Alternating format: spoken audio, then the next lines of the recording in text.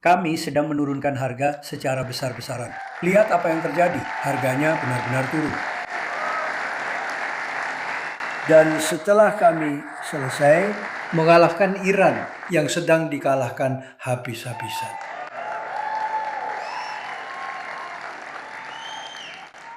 Sebentar lagi, saya akan menyatakan Selat Hormuz sebagai wilayah Amerika Serikat.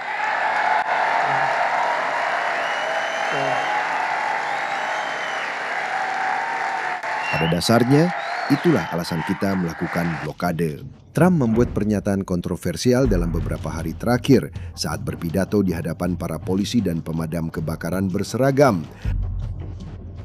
Dia mengatakan bahwa dalam waktu dekat dia akan menyatakan Selat Hormuz sebagai wilayah Amerika Serikat. Apakah itu hanya gertakan saja? Dalam video ini, saya akan menunjukkan sesuatu yang diam-diam dilakukan Amerika Serikat dan menunjukkan bahwa mereka hanya sedang menggertak. Mari kita langsung ke intinya. 4 hari sebelum mengatakan bahwa dia akan mendeklarasikan Selat Amerika, Trump sudah pernah menyampaikan versi yang lebih singkat dari ide yang sama.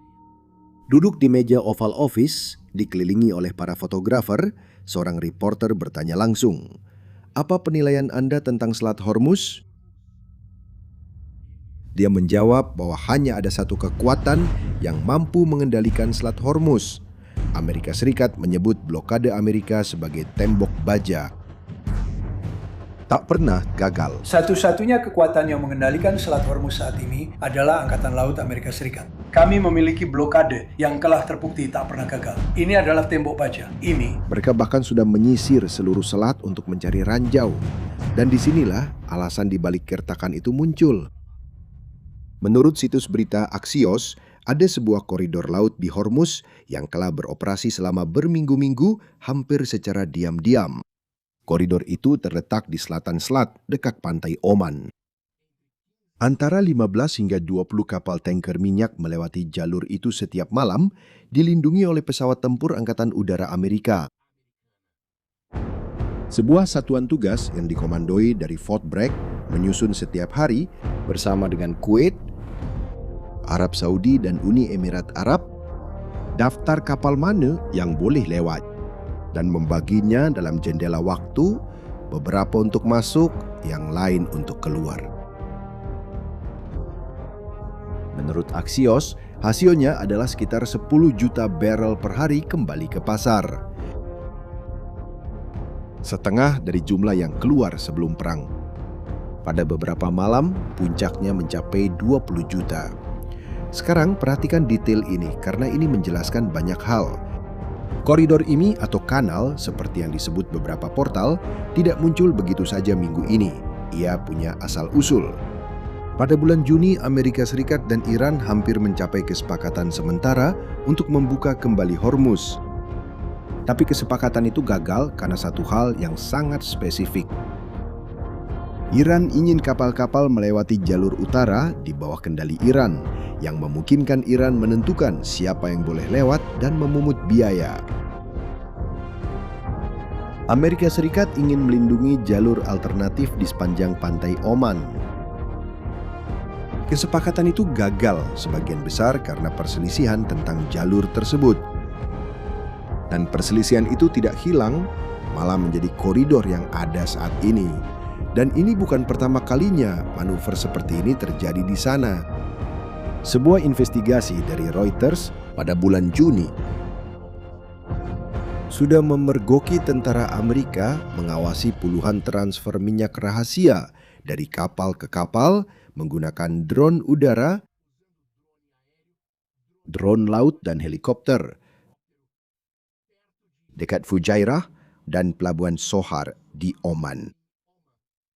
Setidaknya 116 kapal telah berpartisipasi dalam hal ini hingga saat itu. Dan ada satu hal yang cukup menarik. Teknik memindahkan muatan secara sembunyi-sembunyi dan mematikan transponder kapal agar menghilang dari radar, ini adalah teknik yang sama yang telah digunakan Iran sendiri selama bertahun-tahun untuk menghindari sanksi. Dengan kata lain, Amerika Serikat mengambil buku pedoman lawan dan menggunakannya melawan mereka. Dan Anda bisa melihat hasil dari koridor ini di peta tanpa perlu statistik yang rumit. Data pelacakan maritim menunjukkan kapal-kapal menumpuk di area Labuh Fujairah dan di lepas pantai Dubai, menunggu giliran untuk menyeberang. Sementara itu di sisi lain Timur Tengah, di Bab El Mandab, lalu lintas melonjak di sana.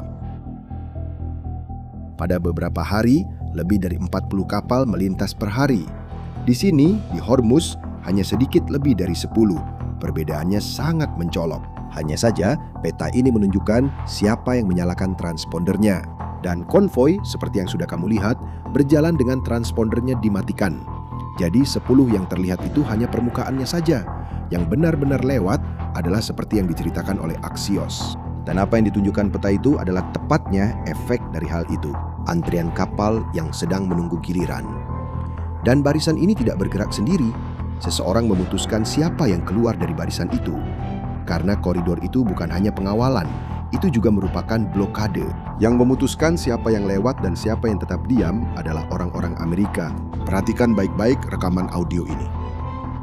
Ini adalah rekaman radio yang dirilis oleh CENTCOM, Komando Pusat Amerika Serikat. Kapten, kami meminta Anda untuk mengubah haluan ke 190. Jika Anda tidak mematuhi, kami akan memaksa Anda untuk mengikuti perintah dengan kekuatan. Yang sedang berbicara adalah kapal perang Amerika. Di ujung lain sambungan radio, ada kapal dagang yang mencoba mencapai pelabuhan Iran. Bisa dengar? Suara itu meminta kapten untuk mengubah haluan dan memperingatkan bahwa jika dia tidak mematuhi, mereka akan menggunakan kekerasan terhadapnya. Begitulah cara koridor ini bekerja, bukan melalui diplomasi, dengan perintah, dengan ancaman penggunaan kekuatan di baliknya. Dan menurut Komando Amerika sendiri, ini bukan kasus yang terisolasi. Puluhan kapal sudah dialihkan, beberapa dinonaktifkan, yang lain digeledah. Dengan kata lain, minyak dari Teluk bisa keluar. Kapal yang menuju Iran tidak bisa masuk. Pada dasarnya, itulah yang dikatakan Trump dalam jawaban yang sama. Terbuka untuk yang lain, tapi tidak untuk mereka. Dan supaya kamu tahu seberapa besar hal ini, lihat apa yang sedang dipertaruhkan. Selat Hormuz menyumbang sekitar 20% dari seluruh minyak dan gas yang beredar di dunia. Ketika perang dimulai, Grup Carlyle, salah satu manajer investasi terbesar di dunia, menghitung bahwa guncangan sebesar ini bisa menghilangkan antara 5 hingga 10 juta barrel per hari dari pasar. Sesuatu yang sebanding dengan krisis minyak pada tahun 70-an. Karena itulah kisaran yang sedang dikembalikan oleh koridor itu ke pasar sekarang setiap malam tanpa ada yang melihat. Belum mencapai volume normal, tapi itulah perbedaan antara krisis dan kolaps. Sekarang muncul pertanyaannya, bagaimana caranya Anda bisa melewatkan 20 kapal tanker minyak setiap malam di bawah hidung Garda Revolusi? Dan jawabannya tidak ada di laut. Jawabannya ada di udara. CENTCOM menjalankan kampanye selama 2 minggu, bukan melawan armada Iran, tapi melawan pengawasan mereka. Mereka menargetkan radar pesisir, sistem pengawasan maritim. Semua yang digunakan Iran untuk mengawasi selat itu.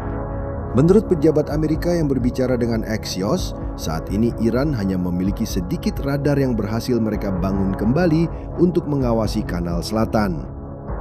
Dan dengan pengamat di kapal cepat, yang mengawasi dengan mata telanjang.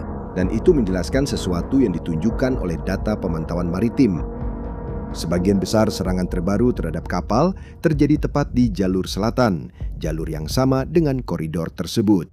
Menurut apa yang dijelaskan oleh para pejabat, Iran tahu jalur yang dilalui konvoi. Yang tidak mereka ketahui lagi adalah kapan dan di mana tepatnya. Jadi mereka menembak secara membabi buta ke area tersebut.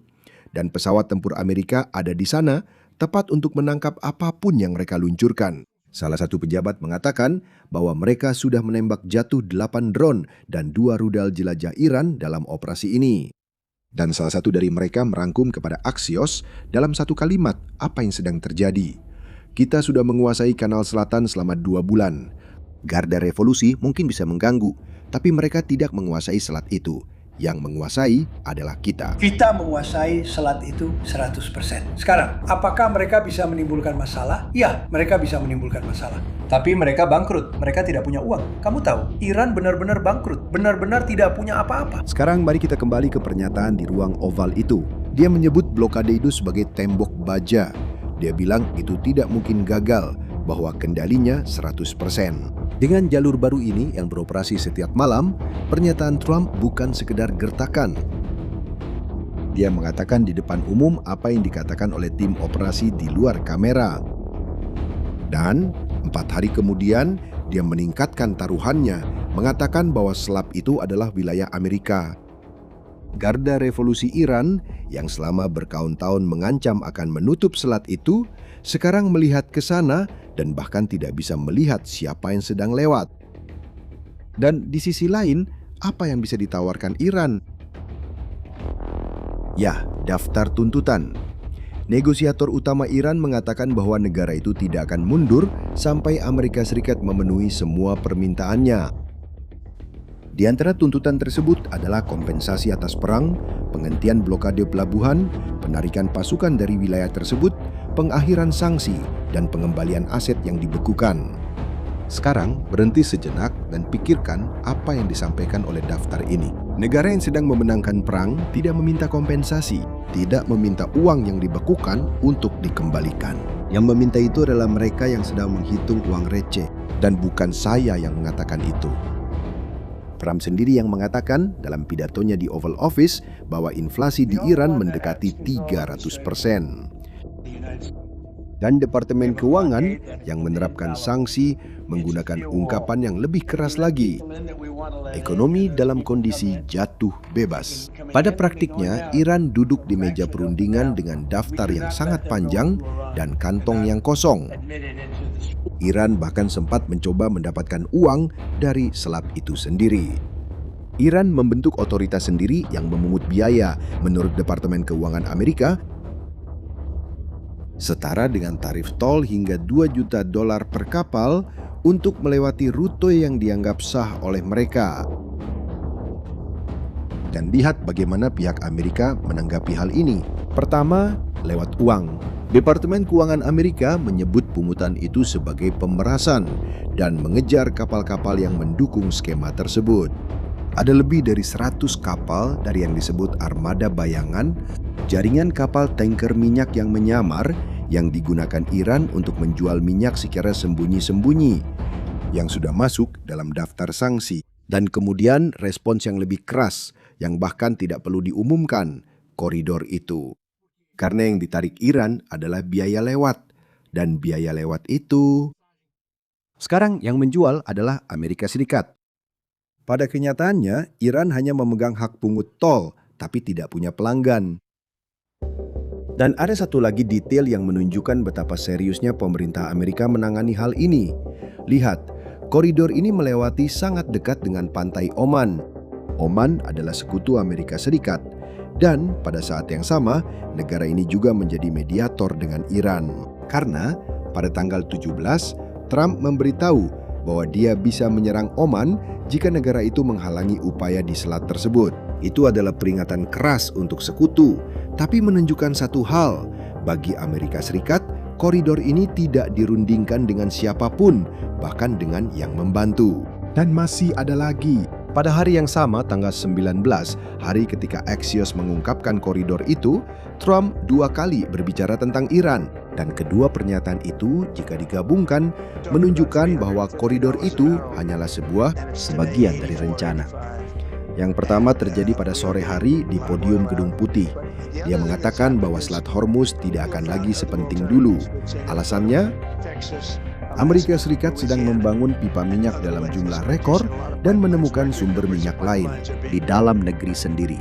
Artinya, dia mengatakan bahwa dalam beberapa tahun ke depan, bahkan tidak perlu lewat sana.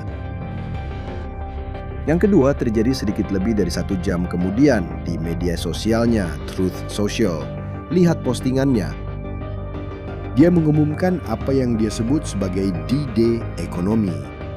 Pesannya sederhana, negara manapun, bank manapun, Perusahaan manapun di dunia yang membantu Iran dengan cara apapun akan menghadapi konsekuensi. Penyelundupan minyak, transfer uang, perusahaan cangkang, semuanya. Sekarang mari kita satukan potongan-potongan teka-teki ini. Pertama, koridor yang mengeluarkan minyak dari Teluk setiap malam. Kedua, sanksi yang memutus aliran uang ke Iran selama itu. Dan terakhir, pipa-pipa minyak yang, jika benar-benar dibangun, akan mencabut kemampuan Iran untuk mengancam dunia dengan selat itu. Satu hal untuk sekarang, satu untuk jangka menengah, satu untuk masa depan. Yang jelas adalah mereka punya rencana.